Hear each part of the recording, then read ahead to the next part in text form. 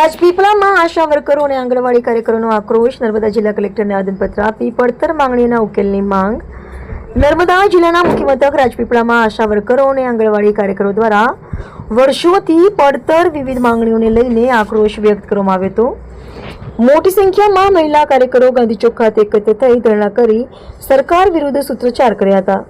આશા વર્કરો અને આંગણવાડી કાર્યકરોએ ગાંધી પ્રતિમા પાસે ધરણા યોજી પગાર વધારા સહિતની વિવિધ પડતર માંગણીઓનો વહેલી તકે ઉકેલ લાવવા સરકાર સમક્ષ માંગ કરી હતી.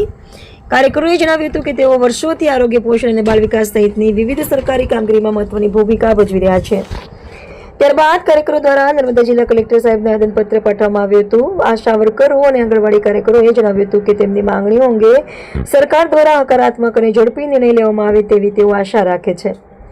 સાથે જ લાંબા સમયથી પડતર પ્રશ્નોનું નિરાકરણ નહીં આવે તો આગામી દિવસોમાં આંદોલનને વધુ ઉગ્ર બનાવવાની દિશામાં પણ વિચારણા થઈ શકે તેવી સ્થિતિ જોવા મળી હતી. રાજપીપળામાં મોટી સંખ્યામાં મહિલા કાર્યકરો દ્વારા યોજાયેલા કાર્યક્રમને પગલે પડતર માંગણીઓનો મુદ્દો ફરી એકવાર ચર્ચામાં આવ્યો છે. હવે નર્મદા જિલ્લા કલેક્ટર મારફતે સરકાર સુધી પહોંચેલી રજૂઆત બાદ સરકાર દ્વારા શું નિર્ણય લેવામાં આવે છે તેના પર આશા વર્કરો અને આંગણવાડી કાર્યકરોની નજર. આજે કયા મુદ્દા પર રેલી કરવામાં આવી હતી અને શું તમારી માંગણી છે?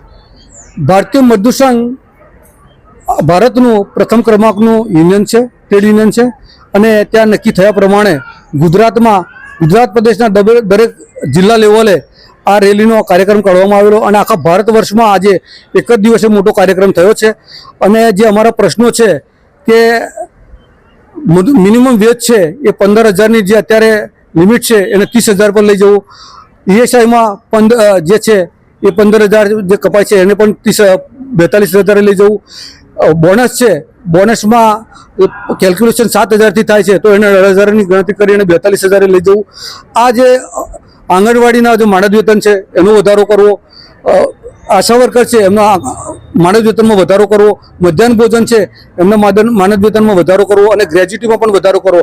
આવા તમામ ક્ષેત્ર છે, પાણી પુરવઠા છે, આ તમામ ક્ષેત્ર જે છે નર્મદા જિલ્લાના જે તમામ ક્ષેત્રના લોકો ભારતીય મજદૂર સંઘમાં જોડાયેલા છે અને શ્રમયોગીઓને આ જે પ્રશ્નો છે એ પ્રશ્ન લઈ અને આવેદનપત્ર કલેક્ટર સાહેબને આપેલું છે.